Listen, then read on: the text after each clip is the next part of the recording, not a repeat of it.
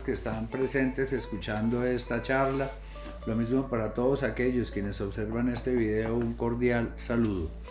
Mi nombre es Andrés Jaramillo, soy el director de Fundación Función Futuro y el fundador de los programas de Enfoque Integral y Psicología Bioética.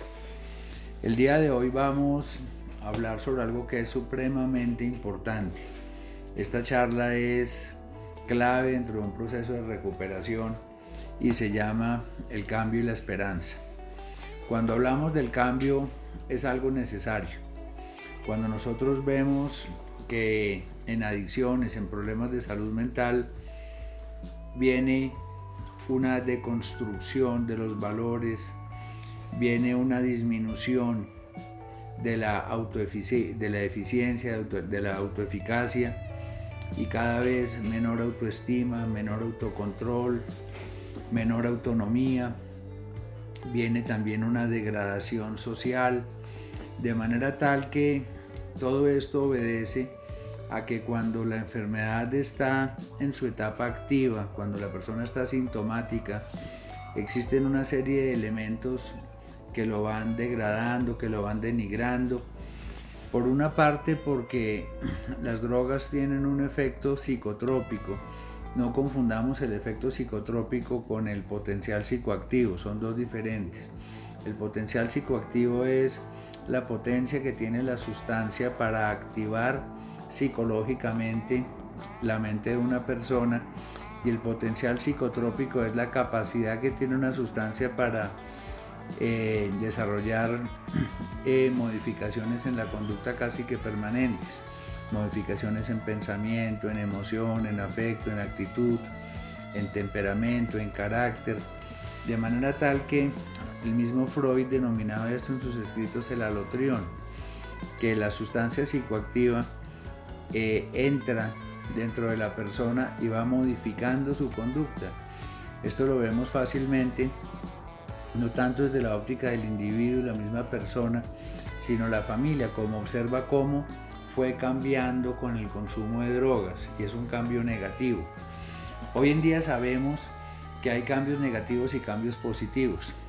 Sabemos que hay una neuroplasticidad positiva y una neuroplasticidad negativa. Entonces, la neuroplasticidad negativa son los cambios que yo elaboro y cómo conecto mi cerebro de una manera en que se convierte mi vida en algo autodestructivo, algo cada vez más desolador, más desesperanzador. Y cuando hablo de una neuroplasticidad positiva, hablo de instaurar conexiones que me van a llevar cada vez más a una autorrealización legítima.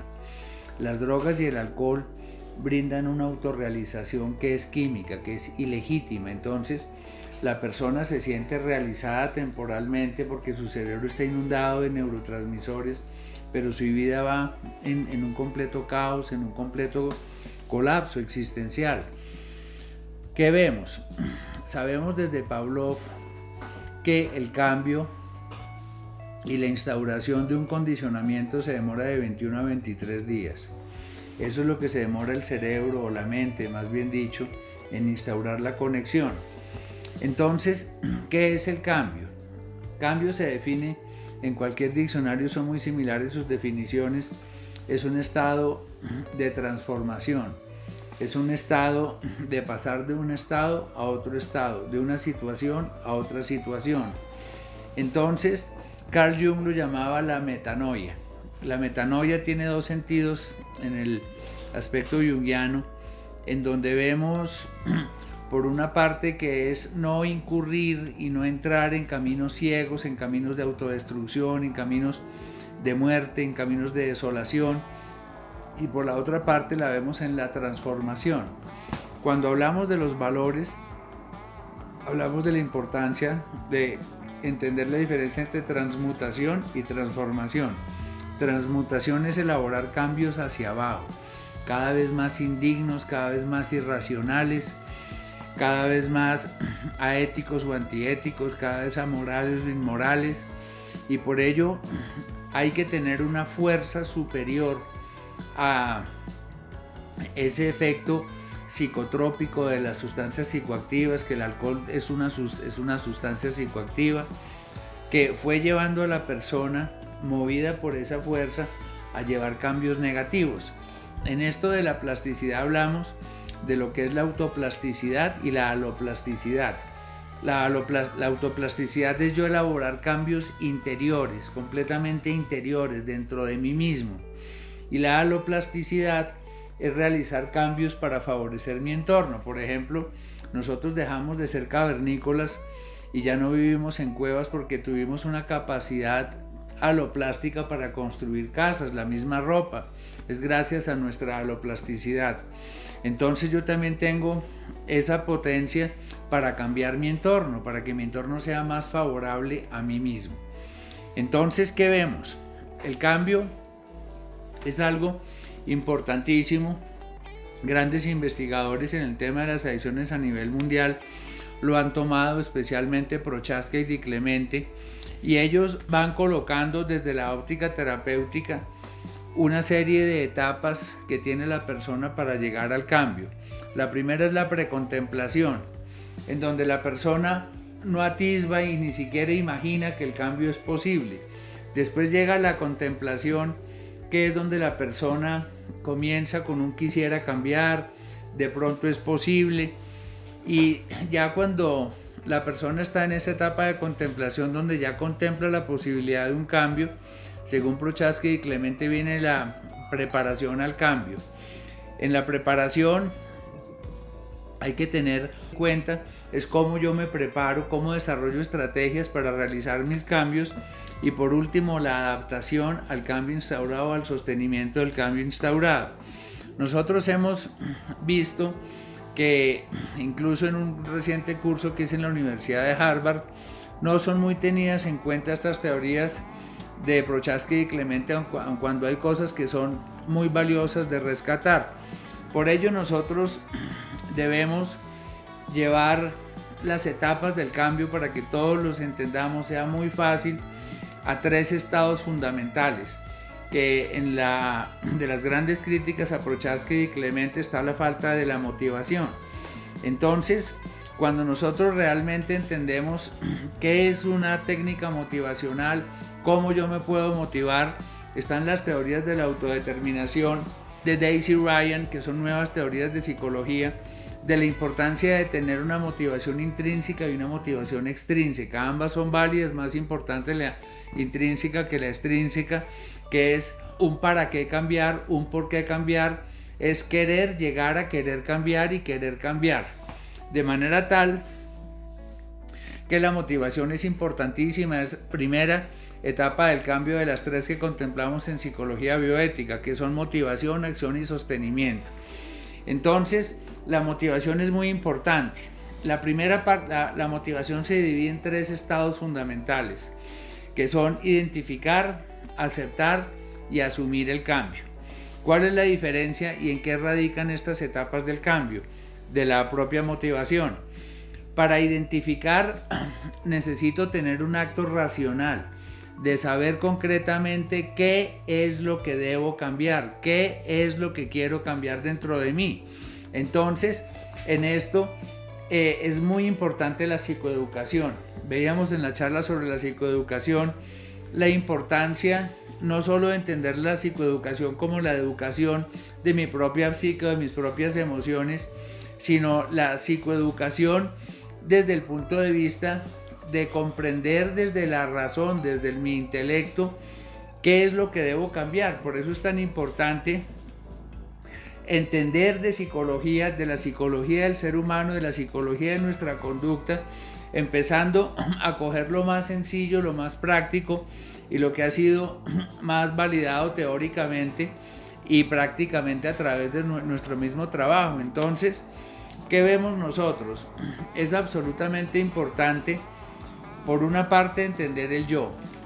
Los conflictos interiores, los conflictos interpersonales son los que se van a reflejar en un conflicto externo. De los conflictos interiores surgen los consumos por evitación de mi propia realidad, y realmente si yo no resuelvo mi conflicto interior va a ser muy difícil cambiar. Entonces la psicología del yo es absolutamente importante. Cómo conciliar, cómo congregar, cómo alinear los diferentes componentes del yo, de mi yo real, que esté ajustado, que no sea un yo un autoconcepto completamente sobrevaluado que es el ego, que tampoco sea un autoconcepto completamente devaluado, que eso sería algo muy egodistónico. Entonces debo conciliarme que mi yo ideal, ese yo que yo quiero llegar a ser a futuro, sea algo completamente coherente con mi proyecto de vida, con mis propias posibilidades, con mis propias capacidades, habilidades, destrezas, talentos, capacidades. Es decir, que para identificar es absolutamente necesario el autoconocimiento. Entonces, para identificar, lo primero que yo debo lograr es autoconocimiento para forjar un autoconcepto completamente sano, lleno de sentido de certidumbre de lo que soy tal y como soy, no como quisiera ser, aunque eso es importante, no lo que creo ser, porque muchas veces creemos cosas que no son, sino lo que soy tal y como soy, cómo soy tal y como soy. Entonces, en este proceso de identificación es importante trabajar también con las defensas primarias, que esas defensas son las que surgen de todas las disonancias que hay entre los componentes del yo, como la negación, es una gran enemiga del autoconocimiento, la justificación, la racionalización, que es hacer todos esos malabarismos intelectuales, la proyección, que es yo proyectar lo que yo tengo en otro ser humano pero negar lo mío, la distracción, que es mostrar lo de los otros para ocultar lo mío, la regionalización, que es esa figura de pequeño emperador, de pequeño tirano, impositivo, demandante, la narcotización, que es el consumo de sustancias psicoactivas sin necesidad de que la persona sea adicta para evitar sus propias emociones incómodas o desagradables, entre tantas otras defensas primarias que ya trabajaremos en la charla sobre ellas. Si estas defensas no se trabajan, van a terminar produciendo neurosis. Las neurosis son enfermedades emocionales, empiezan neurosis sociales o neurosis de afianzamiento, la persona completamente dependiente, depende de terceras personas, o neurosis de hostigamiento, que está atacando a los demás, o neurosis de distanciamiento, cuando la persona se aísla, vive completamente solo, como un ermitaño. Entonces todo eso es importante ir revisándolo, porque en muchos programas se ofrecen inventarios personales de nosotros mismos. Estos inventarios son muy importantes, pero también hay que hacer balances. El balance, a diferencia del inventario, es un estado de pérdidas y ganancias. El inventario es contar mi mercancía, qué sirve, qué no sirve.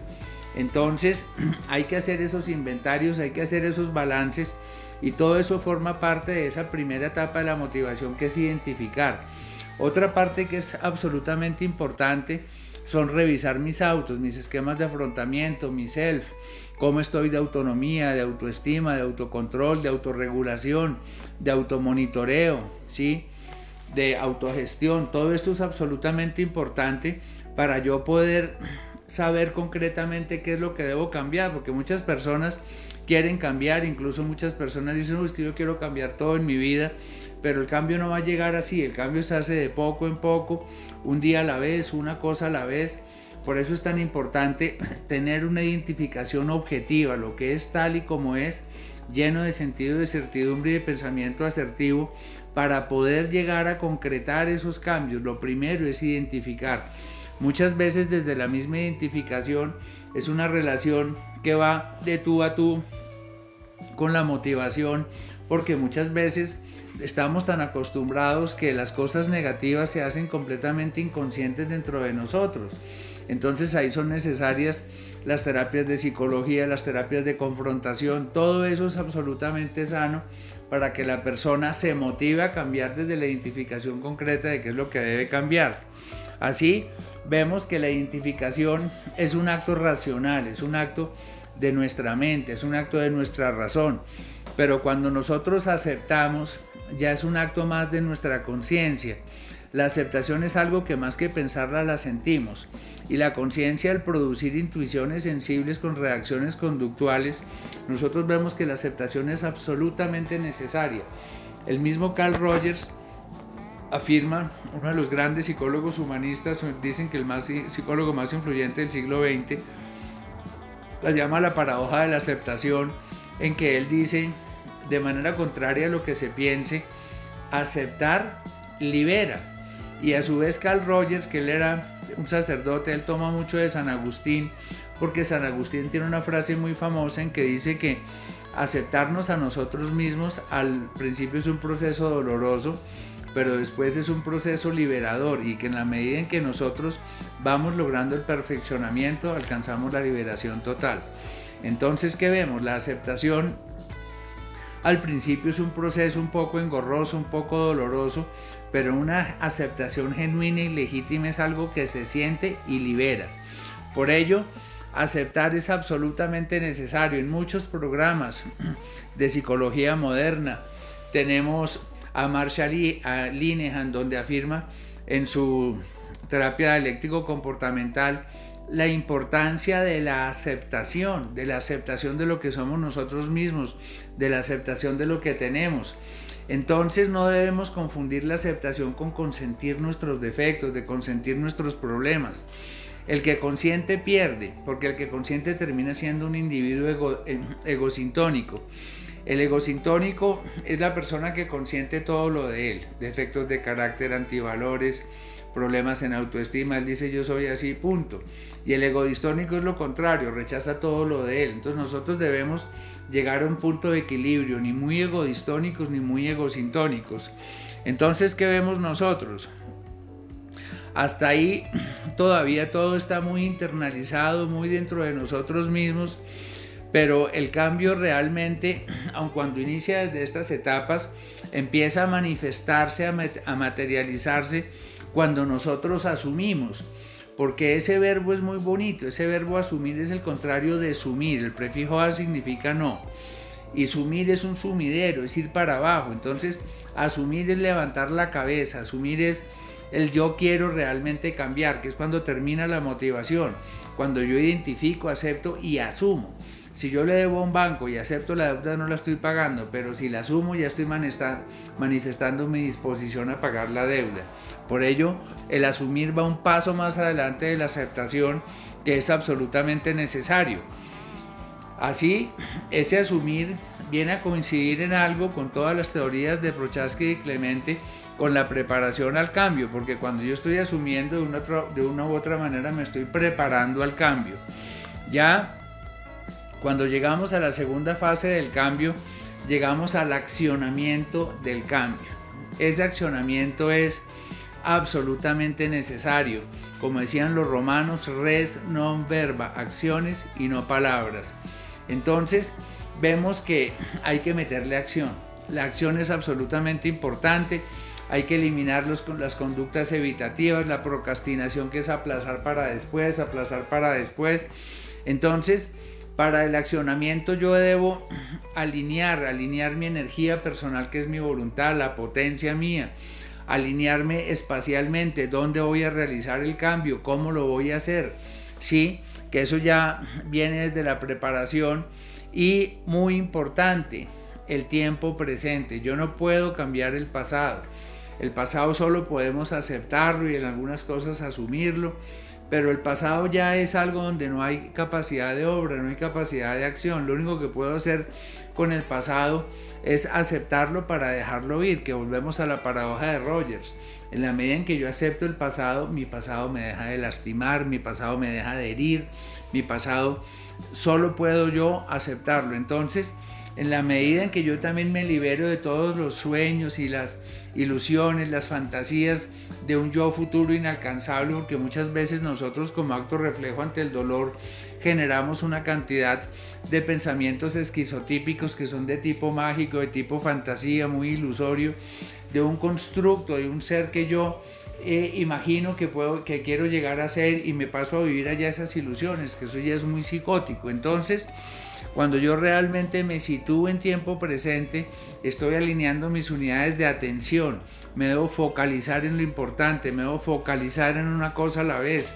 Una vez ya la haya identificado, y llegamos a la intención, mis unidades de intención. Volvemos a Franz Brentano, la importancia de la intencionalidad dentro de la psicología del ser humano, porque cuando nosotros realmente intencionamos es que surge la buena voluntad. Hay que querer, hay que luchar por lo que nosotros queremos. Como dicen los norteamericanos, make a dream and go for it. haga un sueño y vaya tras él, ¿sí? Pero algo completamente concreto, algo completamente objetivo. Entonces, así vemos que vamos alineando nuestras unidades de intención, nuestras unidades de atención, para meterle todas nuestras unidades de acción, que es cuando nuestra voluntad cobra potencia. Es ahí en ese momento de instaurar el cambio, que ahí es donde vemos el milagro, el prodigio de la neuroplasticidad cerebral. Al principio yo lucho por instaurar la conexión, me cuesta mucho trabajo, pero eso después corre muy fluido. Eso es tal cual, si por acá corre un cauce de agua y yo quiero llevar agua a otro lado, tengo que hacer una zanja. Al principio coger un asadón, hacer esa zanja va a ser difícil, engorroso, tedioso, pero una vez haga la zanja, instaure la conexión, el agua va a fluir tranquilamente. Eso se demora 23 días, de 21 días a 23 días según los condicionamientos básicos de Pavlov.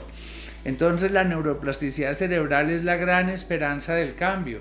No se trata de estar luchando ferozmente todos los días de mi vida por un solo objetivo, porque tan pronto yo logre instaurar esa conexión va a ser muy sencillo. Por ejemplo, la despertada temprano. Después de 23 días de que me despierta a las 5 y media, 6 de la mañana, ya mi organismo se habitúa. Lo mismo con la alimentación y lo mismo con los defectos de carácter, los antivalores. Entonces, en la medida en que yo voy aplicando, instaurando esa conexión, ya mi cerebro hace la conexión y toda mi vida va a discurrir de una manera muchísimo más fluida. Entonces, si llevamos esto al consumo de sustancias psicoactivas, nos damos cuenta de que todo empieza en la mente. Mi cambio empieza en mi mente, mi cambio empieza en mis pensamientos. Por eso es tan importante la higiene mental. Saber pensar, tener pensamientos útiles, pensamientos proactivos. La mente es como un campo recién arado, en donde si yo no meto la buena semilla surge la maleza. Así es la mente. Si yo no tengo la habilidad de sembrar buenos pensamientos en mi mente, esa maleza cognitiva empieza a acecharme, empieza a crecer sola sin que nadie la haya sembrado. Entonces esta higiene mental es absolutamente necesaria para el cambio, porque en la medida en que yo mantenga mi mente libre de pensamientos negativos, de pensamientos negativistas, de pensamientos catastróficos, yo voy a empezar a tener una mente dispuesta al cambio. Entonces el cambio empieza en mi mente, en mi postulado positivo, en el para qué debo cambiar, en el por qué debo cambiar, ver la luz al final del túnel y estar completamente convencidos de que el cambio es posible. Eso es todo por hoy. Muchísimas gracias.